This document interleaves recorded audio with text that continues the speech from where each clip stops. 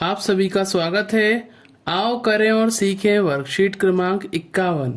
गतिविधि का नाम प्रश्न बनाओ, उपावधारणा गुणा के प्रश्न बनाना। दिए गए निर्देशों से गुणा के प्रश्न बनाइए। यहाँ पर हमें प्रश्न बनाकर लिखना है और फिर प्रश्नों को हल करना है। सबसे पहले शिक्षक विद्यार्थियों को कुछ इस प्रकार के कार्ड बनाने को कहेंगे। इन कार्डों को बनाने के बाद किन्हीं भी दो विद्यार्थियों से एक एक कार्ड उठाने को कहेंगे। जैसे कि हमने यहाँ पे दो कार्ड ले लिए हैं।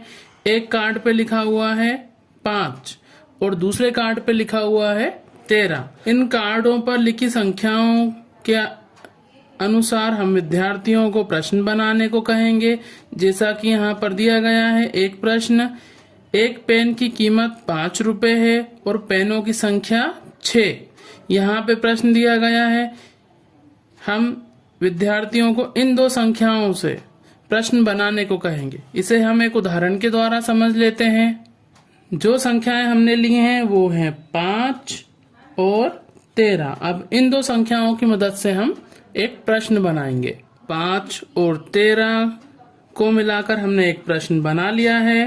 प्रश्न इस प्रकार है, एक कॉपी की कीमत 13 रुपए है, तब इसी प्रकार की 5 कॉपियों की कीमत कितनी होगी। इन्हीं दो संख्याओं का प्रयोग करके हम अन्य प्रकार से भी सवालों को कर सकते हैं। पहले हम इस सवाल को हल करेंगे। एक कॉपी की कीमत 13 रुपए है, तब 5 कॉपियों की कीमत होगी। तो हम 5 कॉपियों की कीमत निकालने के लिए 13 के साथ 5 का गुणा कर देंगे। 13 का पहाड़ा 5 बार पढ़ लेंगे। 5 तिया 15 का 5 हासिल का 1, 5 एकम 5 और 1 6। तो 5 कॉपियों की कीमत होगी 65 रुपए। इस प्रश्न को हम अन्य प्रकार से भी बना सकते हैं। इसे हम उदाहरण के द्वारा समझते हैं। यहाँ पर हमने प्रश्न बना लिया है। एक टॉफी की कीमत 5 रुपए है, तब इसी प्रकार की 13 टॉफियों की कीमत कितनी होगी। तो हमने ये दो संख्याएं 5 और 13 लेके एक अन्य उदाहरण बना लिया है। आप अन्य संख्याएं लेकर इसी प्रकार से उदाहरण बनाएंगे और उनको हल करेंगे। तो हम इस उदाहरण को हल कर लेते हैं। एक टॉफी की कीमत है 5 रुपए, तब इसी प्रकार की 13 टॉफियों की कीमत होगी। तो हम 13 टॉफियों की कीमत निकालने के लिए 5 का गुणा 13 से कर देंगे। तो हम 13 का पहाड़ा 5 बार पढ़ लेते हैं। तो 13 पंजे 65 या 5 का पहाड़ा 13 बार भी पढ़ सकते हैं। अब अन्य संख्याएं प्राप्त करके, जैसे यहाँ पे कार्ड हैं, इसी प्रकार के कार्ड बच्चों से उठवाएंगे या बच्चे इस प्रकार से संख्याओं को लेकर कोई सी भी दो संख्याओं को लेंगे। संख्याओं की सहायता से प्रश्न बनाएंगे और फिर उन प्रश्नों को हल करेंगे। एक पेन की कीमत 5 रुपए है, पेनों की संख्या 6 है, तब 6 पेनों की कीमत कितनी होगी। हमने प्रश्न को पूरा कर लिया है। अब हम इसको हल करेंगे। एक पेन की कीमत है 5 रुपए, तब इसी प्रकार के 6 पेनों की कीमत निकालने के लिए हम 5 का गुणा 6 के साथ में कर देंगे। तो हम 5 का पहाड़ा 6 बार पढ़ लेंगे या 6 का पहाड़ा 5 बार पढ़ लेंगे। तो 6 पंजे 30 रुपए। तो 6 पेनों की कीमत होगी 30 रुपए। केलों की संख्या 10 दर्जन है, 1 दर्जन केले का मूल्य 25 रुपए है, तब हम प्रश्न को पूरा करेंगे। 10 दर्जन केलों का मूल्य कितना होगा। तो हमें 10 दर्जन केलों का मूल्य ज्ञात करना है। 1 दर्जन केले का मूल्य हमें दिया है 25 रुपए, तब 10 दर्जन केले का मूल्य निकालने के लिए हम 25 का गुणा 10 के साथ में कर देंगे। तो 25 धाम 250 रुपए हो जाएगा। 1 मीटर कपड़े का मूल्य 45 रुपए, खरीदे गए कपड़े की माप 12 मीटर है। हम प्रश्न को पूरा कर लेंगे। तब 12 मीटर कपड़े का मूल्य कितना होगा। हमें 12 मीटर कपड़े का मूल्य ज्ञात करना है। 1 मीटर कपड़े का मूल्य है 45 रुपए, तब हम 12 मीटर कपड़े का मूल्य निकालने के लिए 45 का गुणा 12 के साथ में कर लेंगे। 2 का पहाड़ा पढ़ेंगे 5 बार। 2 पंजे 10 का 0 हासिल का 1, 2 चौक 8 और 1 9। यहाँ पे हम एक शून्य लगा लेंगे क्योंकि अब हमें गुणा करना है दहाई के अंक का। 5 एकम 5, 4 एकम 4, जोड़ देंगे 0, 9 5 14 का 4, हासिल का 1, 4 और 1 5। इस प्रकार से 12 मीटर कपड़े का मूल्य आ गया है 540 रुपए। 1 किलोग्राम चावल की कीमत 30 रुपए, चावल की मात्रा 25 किलोग्राम। हम प्रश्न को पूरा करेंगे, तब 25 किलोग्राम चावल की कीमत कितनी होगी? 1 किलोग्राम चावल की कीमत 30 रुपए है, तब 25 किलोग्राम चावल की कीमत ज्ञात करने के लिए हम 30 के साथ में 25 का गुणा कर देंगे। 5 का पहाड़ा पढ़ेंगे 0 बार 0, 5 तिया 15, यहाँ लिखेंगे 0। 2 का पहाड़ा 0 बार पड़ा 0, 2 तिया 6, 0 5 और ये 7। इस प्रकार से 25 किलोग्राम चावल की कीमत है 750 रुपए। एक सूट में लगने वाले कपड़े की माप 4 मीटर है, तब 10 सूट में लगने वाले कपड़े की माप ज्ञात करने के लिए हम 4 का गुणा 10 से कर देंगे, तो 4 धाम 40 मीटर कपड़ा लगेगा। इसी प्रकार 1 लीटर दूध की कीमत 48 रुपए है, दूध की मात्रा 20 लीटर है, तब 20 लीटर दूध की कीमत कितनी होगी? 1 लीटर दूध की कीमत हमें दी गई है 48 रुपए, तब 20 लीटर दूध की कीमत होगी 48 गुणा 20, 20 से हम गुणा कर देंगे, तो इन दोनों का हम गुणा करते हैं 0 0, 2 का पहाड़ा 8 बार 16 का 6, हासिल का 1, 2 चौका 8 और 1 9, 0 6 9, 960। 20 लीटर दूध की कीमत है 960 रुपए। आओ करें और सीखें वर्कशीट क्रमांक 52। गतिविधि का नाम प्रश्न बनाओ, उपअवधारणा गुणा के प्रश्न बनाना। नीचे दिए गए संख्याओं से गुणा के प्रश्न बनाइए। यहाँ पे हम देख सकते हैं 2 संख्याएं दी गई हैं हमें 24 और 8। इन 2 संख्याओं की मदद से हमें प्रश्न बनाना है और प्रश्न बनाकर यहाँ पर लिखना है। जैसे 24 रुपए वाली 8 टिकट ली गई हैं, कितने रुपए देने पड़ेंगे? इसी प्रकार से नीचे अन्य संख्याएं दी गई हैं, जैसे यहाँ पे 20 और 12 दी गई है, तो हम इसी प्रकार से इन 2 संख्याओं की सहायता से प्रश्न बना लेंगे।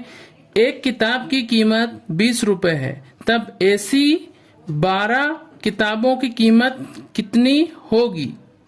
ये हमने प्रश्न बना लिए हैं। इसी प्रकार हम अन्य प्रश्न बना लेंगे। यहाँ पर हमने सभी संख्याओं के लिए प्रश्न बना लिए हैं। आप अपने अनुसार अन्य प्रश्न भी बना सकते हैं। तो करें और सीखें वर्कशीट क्रमांक 53। गतिविधि का नाम सतत घटाने की प्रक्रिया द्वारा भागफल ज्ञात करना। उपअवधारणा भाग की समझ। दिए गए उदाहरण को समझकर बार बार घटाने की प्रक्रिया द्वारा भागफल ज्ञात कीजिए। बार बार घटाने की प्रक्रिया द्वारा भागफल ज्ञात करना, इसे हम एक उदाहरण के द्वारा समझते हैं। जैसे यहाँ पे मान लीजिए 15 लिखा है और इसमें भाग देना है हमें 3 से, तो हम इसे घटाने की प्रक्रिया के द्वारा समझते हैं। 15 में से हम घटाएंगे 3 को, तो 5 में से 3 घटाया 2 और 1 का 1। अब हम फिर से 3 को घटाएंगे, 12 में से 3 को घटाया तो आया 9। फिर हम 3 को घटाएंगे। ये प्रक्रिया तब तक चलती रहेगी जब तक कि यहाँ पर ऊपर वाली संख्या जो है 3 से छोटी ना हो जाए या 0 ना हो जाए। 9 में से 3 को घटाएंगे तो यहाँ पे आया 6।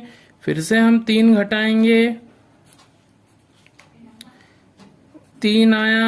अब फिर हम 3 को घटाएंगे, देखिए यहाँ 0 आ गया है। कितने बार में 0 आया है? तो ये हो गया 1 बार, ये हो गई प्रक्रिया 2 बार, 3 बार, 4 बार और ये 5 बार। हमने 15 में से 3 को घटाना शुरू करा तो 5 बार में हमें 0 प्राप्त हो रहा है। तो हम ये बोल सकते हैं 3 से हम भाग देते हैं अगर 15 में, तो 5 बार में पूरा भाग चला गया है। देखिए 3 का पहाड़ा पढ़िए, कितने बार में 15 आ रहा है? 3 पंजे 15। 5 बार में आ रहा है। इसे हम और उदाहरण द्वारा समझते हैं। 18 में भाग देना है 4 से, इसे हम घटाने की प्रक्रिया के द्वारा हल करेंगे। 18 में से हम 4 को घटाना शुरू करते हैं। इकाई के स्थान से 8 में से 4 घटाया 4 और 1 वैसा की वैसा ये हो गया। एक बार फिर हम 4 को घटाएंगे। 4 में से 4 घटाया 0 और ये 1 आ गया। ये 2 बार हो गया है। इसी प्रकार से हम फिर से 4 को घटाते हैं। हासिल 10 में से 4 को घटाया 6, 3 बार हो गया है। फिर 4 को घटाते हैं 2।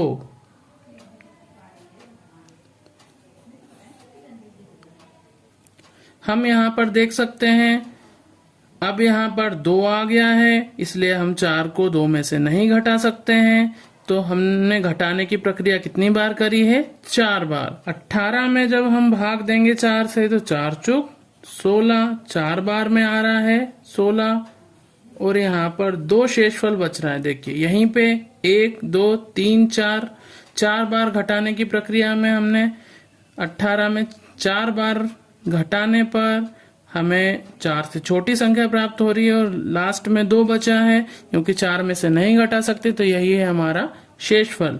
इस प्रकार से वास्तव में भाग जो है वो घटाने का ही एक रूप है। यहाँ पे देखिए 1 बार और ये 2 बार हो गया है। 2 बार में 8 घट गया है। अब यहाँ पे हम देख लेते हैं 1 बार, 2 बार और ये 3 बार। तो यहाँ पर हम लिख लेंगे कितनी बार में भाग गया? 3 बार में। 9 में 3 से कितनी बार में भाग जा रहा है? तो हम घटाने की प्रक्रिया के द्वारा समझ लेते हैं। 1 बार, 2 बार और ये 3 बार। तो यहाँ पे हम लिख लेते हैं 3 बार। इसी प्रकार से हम अन्य भाग के सवालों को भी गुणा के रूप में लिखकर सतत या बार बार घटाने की प्रक्रिया के द्वारा हल कर सकते हैं और भागफल ज्ञात कर सकते हैं।